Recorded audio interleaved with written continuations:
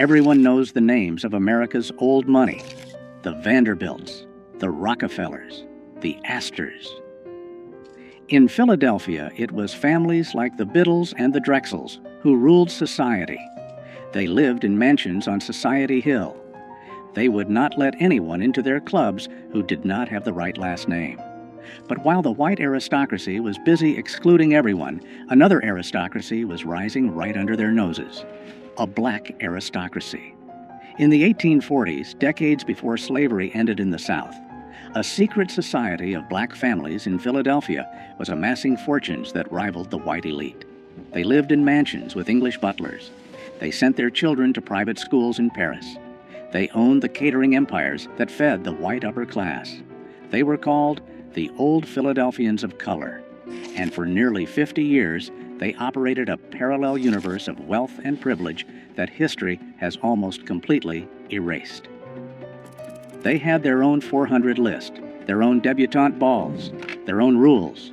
They were so exclusive that even other wealthy black people were often denied entry. This is the story of James Forten, Robert Purvis, and the dynasties that proved black wealth was not just possible in the 19th century. It was powerful, and it was dangerous. If you enjoy stories about the hidden side of American wealth, consider subscribing. We explore the fortunes that textbooks tried to forget. Let's begin with a sailmaker who became a king. It is 1798. Philadelphia is the capital of the United States. And a 32-year-old black man named James Forten is about to do something impossible. He is buying the sail loft where he used to work as an apprentice. Forten was not born enslaved. He was born free in Philadelphia. But freedom did not mean equality. Most black men in the city worked as day laborers or servants. Forten was different. He invented a device to handle heavy sails on ships, and it revolutionized the industry. Within 10 years, Forten was not just a business owner. He was one of the wealthiest men in Philadelphia, black or white. He employed 40 men, both black and white. His fortune was estimated at $100,000. In today's money, that is millions. But Forten did not just hoard cash. He built a dynasty. He bought a 3-story mansion on Lombard Street. He filled it with mahogany furniture and fine art. He hired private tutors for his daughters because he refused to send them to segregated schools. The Forten home became the center of a world that was not supposed to exist. A world where black people discussed philosophy, played classical music, and planned the abolition of slavery over 7-course dinners. European diplomats visited him. White abolitionists sought his funding. He was the patriarch of Philadelphia's black elite. But to understand how deep this society went, we have to look beyond just one man. We have to look at the industry they conquered. By 1830, a class system had solidified in black Philadelphia that mirrored the white aristocracy. They called themselves the representative colored citizens. At the top were families with old money, wealth generated before 1820.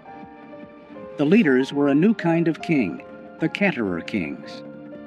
This sounds like a service job today, but in the 19th century, black caterers were the moguls of the food industry.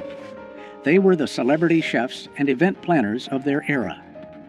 Men like Robert Bogle and Peter Augustin did not just serve food, they controlled the social calendar of white Philadelphia. If the Biddles or the Whartons wanted to throw a ball, they had to hire Bogle. He owned the china, the silver, and the linens. He controlled the staff. Peter Augustin came from Haiti and brought French culinary techniques that dazzled American society. He invested his profits into real estate, buying buildings in the heart of the city. These families created a monopoly. They did not just work for white wealth, they leveraged it. They took the money from white society parties and funneled it back into black institutions. They built the churches, they funded the schools, and they intermarried. A Forten married a Purvis. A Minton married a Bogle. They created a closed loop of wealth that protected them from the racism outside their doors. They were the invisible backbone of the city's economy. The financial power of this group was staggering. By 1837, the black community in Philadelphia held $250,000 in real estate. By 1847, that number had quadrupled. They organized their own census because the U.S. government refused to accurately count their wealth. They wanted proof. They formed literary societies like the Gilbert Lyceum, where talking about slavery was forbidden, not because they did not care, but because they wanted a space to discuss art, science, and literature without being defined by their oppression. They were constructing a reality where they were simply aristocrats. Robert Purvis, Fortin's son-in-law, took this lifestyle to its absolute peak. He was the son of a white cotton merchant and a free woman of color. He inherited a massive fortune. He looked white. He could have moved to Europe and lived as a white aristocrat. Instead, he stayed in Philadelphia and declared himself black. He built a country estate called Byberry. It had prize-winning livestock, rare gardens, and a library filled with first editions. It also had a secret trapdoor in the floor. While Purvis lived like a lord, he was also the president of the Underground Railroad. His mansion was a station for escaping slaves. This was the paradox of the black elite. They lived in luxury that rivaled the white upper class, but their lives were constantly in danger because of the color of their skin. In 1838, that danger arrived at their front door. May 17, 1838, Philadelphia. The city is tense. Abolitionists have just built Pennsylvania Hall, a grand building dedicated to free speech and ending slavery. James Fortin helped fund it. The black elite saw it as their symbol of progress, but the white working class saw it as a threat. A mob of thousands gathered outside. They were not just angry about slavery. They were angry about black wealth.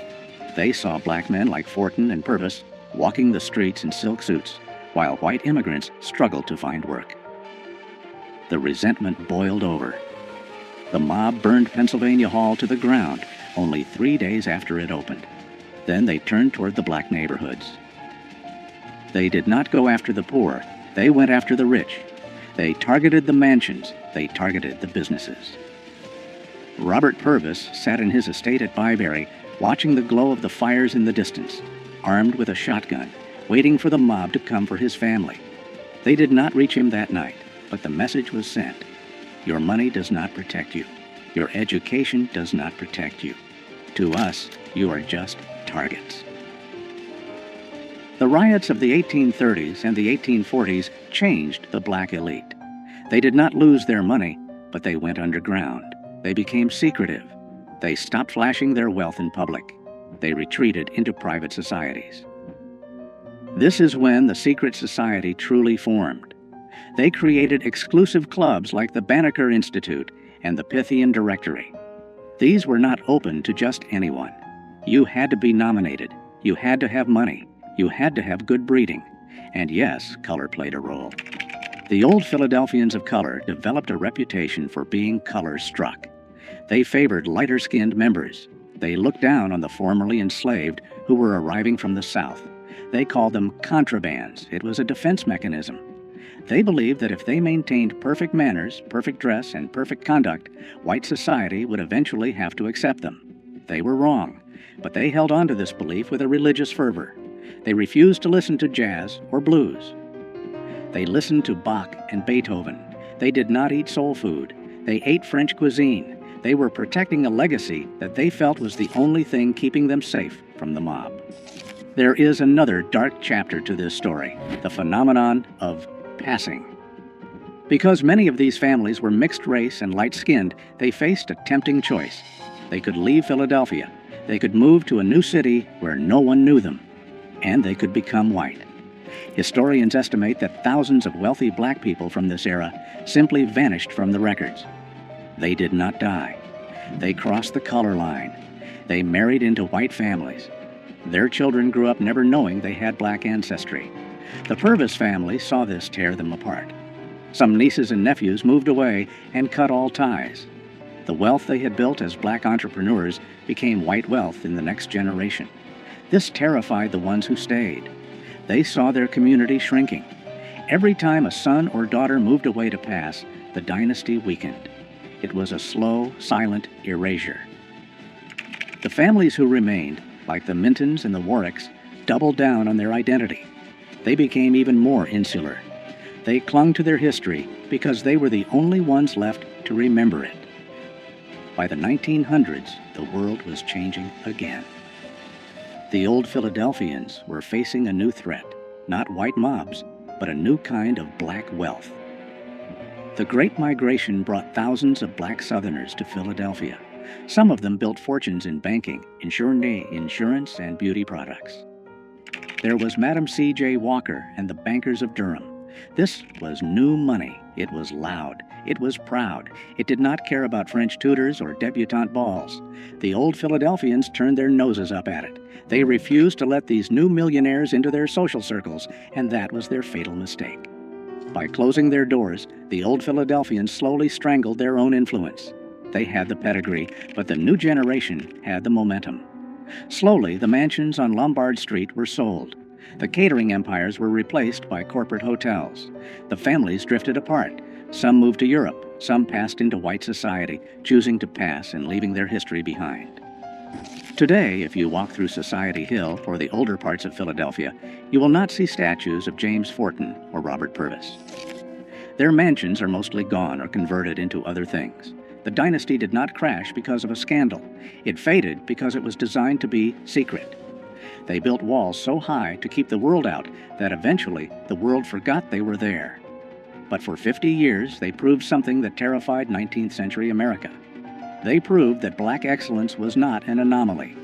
It was a civilization that thrived in the shadow of the Liberty Bell, building a definition of freedom that the Founding Fathers never intended. The Old Philadelphians are gone, but the foundation they built, the networks, the institutions, the very idea of black aristocracy survives in every black dynasty that followed. They were the first, and they paid the price of being first by being erased.